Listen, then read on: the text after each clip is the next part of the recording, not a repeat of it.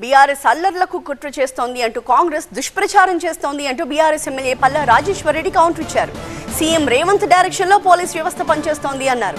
శాసనసభని bulldoze చేసుకుంటూ ముందుకు సాగుతున్నారంటూ మండిపడ్డారు పల్లా.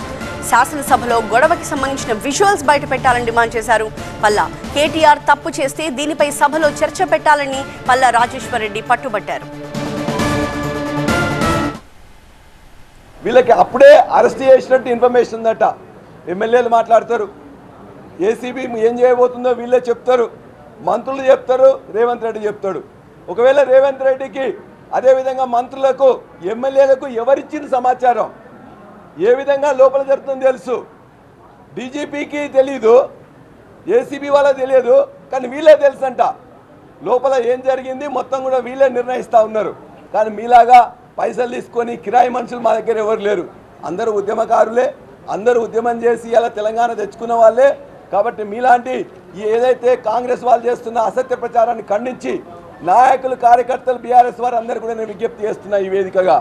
ఖచ్చితంగా ఇవాళ కేటీఆర్ గారిని కుట్రపూరితంగా అరెస్ట్ చేసిన సందర్భంగా ధర్నాలు శాంతియుతంగానే చేయండి, ఏ ప్రదర్శన ఉన్నా శాంతియుతంగానే చేయండి. కాంగ్రెస్ వాళ్ళు రెచ్చగొట్టినా కూడా రెచ్చిపోకుండా మన యొక్క వాయిస్ అనేది ప్రజలకు ఖచ్చితంగా వినిపించాలి.